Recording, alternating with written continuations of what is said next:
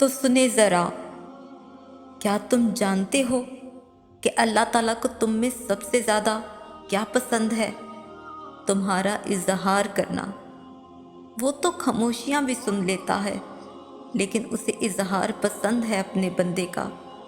जब बंदा कहता है ऐ मेरे रब, तो वो फ़ौरन मतवज्जा हो जाता है।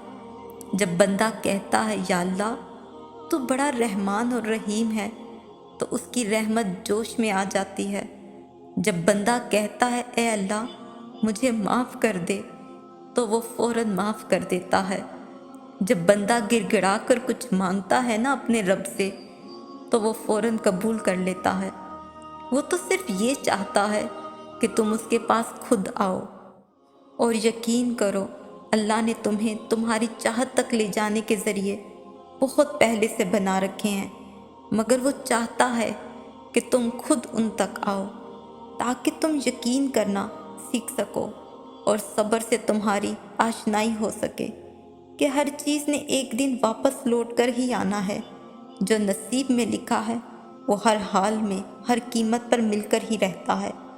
तुम आज जहाँ हो वहाँ पर इत्तफाकन नहीं हो, बल्कि तुम्हारा ये मुकाम तुमसे पहले ही लिख दिया गया था, सो तुम्हें यहाँ तक लाया गया है। और ये भी जान लो कि उसने मिलने से लेकर ना मिलने तक हर चीज़ का वक्त मुकर्रर कर रखा है। तुम्हारा काम सिर्फ दुआ करना है, बाकी तो सारी उसकी मंसूबाबंदियाँ हैं। और एक बात ये कि अपने कामों को ना अल्लाह के सुपुर्द करना सीखो। हर चीज़ को, हर फैसले को, जब भी जा नमाज पर बैठो तो अपने बरे हुए दिल को खाली करके उठो। हर चीज़ को अल्लाह पर सौंप कर उठो, क्योंकि जो भी हुआ उसकी रज़ा से हुआ, और जो भी हो रहा है उसकी रज़ा से हो रहा है, और जो भी होगा उसकी रज़ा से ही होगा। तो फिर अपने मुस्तकबिल की फ़िक्र क्यों करते हो? नसीब लिखने वाले को ही नसीब का निगहबान रहने दीजिए। आप बस उसके फैसलों पर सर झुकाकर इत्मीनान से चलते रहें। इस पर यकीन रखें, इस पर यकीन रखें कि वो बेहतर नहीं बेहतरीन करेगा।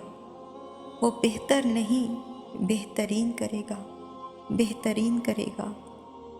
Thanks for watching my video. Please do subscribe my channel and don't miss the press bell icon.